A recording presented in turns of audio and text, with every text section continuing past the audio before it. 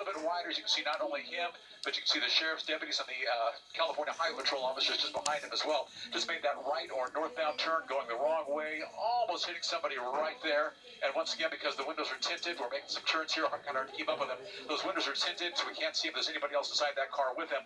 Along with us, there's at least one and maybe two law enforcement helicopters here in the area as well. So we invite you to stay with us. We'll keep you updated. Looks like it's into a residential neighborhood now. This is extremely dangerous for everybody involved. I'm sorry we can't get the name of that street right now, but he's made so many twists and turns, difficult to tell exactly what street he is on. But if you're in the area near Norwalk, Santa Fe Springs, near Downey, La Mirada as well, what you want to do is stay indoors, stay out of harm's way. This is extremely dangerous. These can end in very painful crashes. They can often end in fatalities as well. So the last place you want to be is anywhere near that car. Makes that right turn onto a residential area. CHP officers right on top of that guy. They might try that pit maneuver. As you can see, he'll make another right turn here into that residential neighborhood, almost crashing. CHP right behind him, getting ready to implement that pit maneuver if he can, and that might be it right there.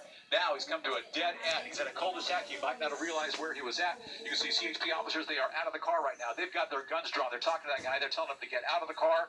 There are also other CHP officers just behind this one. He's not here alone. These officers are heavily fortified. There's nowhere for that suspect to go. There's nowhere to run or hide. There's a driveway there. There's a curve he can try and get over.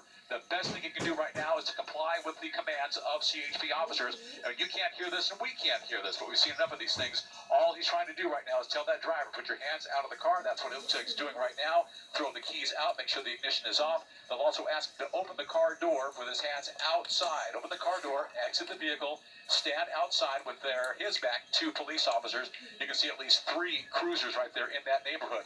Now, we don't know exactly what street that cul-de-sac is on right now, but if you live in the area, you can hear all that police activity outside. You've got to stay indoors, stay out of harm's way, and give CHP officers a wide berth to accomplish their mission, which is to take that driver into custody. They've got him lit up very well. They've got him surrounded. There's nowhere for that suspect to go. If he gets out, makes a run for it, they'll tackle him in no time at all. They're also concerned there could be other people in that car. There could be people who are with that suspect willingly or unwillingly. So they got to treat this thing. Norwalk and Downey as well. CHP now have this guy boxed in a cul-de-sac, end of pursuit in Downey. It doesn't appear that there's anybody else in that vehicle.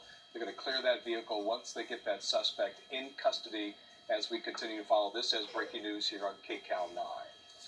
Okay, let's go back upstairs to Bill Thomas. Have you heard anything else new on this pursuit and chase, Bill? No, just pleased to tell you, it came to an end. The suspect might not have known where he was going, ended up in a cul-de-sac. There was nowhere to go. He knew it was over, so he stopped. He complied with the commands of CHP officers, very calmly opening up that car door, walking outside, and quickly taken into custody. Looks like officers still have their guns drawn on the car. We're going to stay with that suspect. We didn't see anybody else come out of that car. I'll give you a 2-shot here, though. You can see the suspect and the vehicle.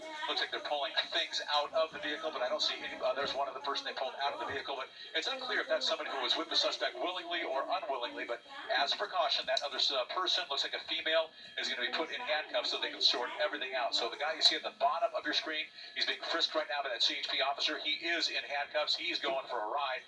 And with regard to the other person, unclear what her involvement is in all this, but looks like she's in the back seat.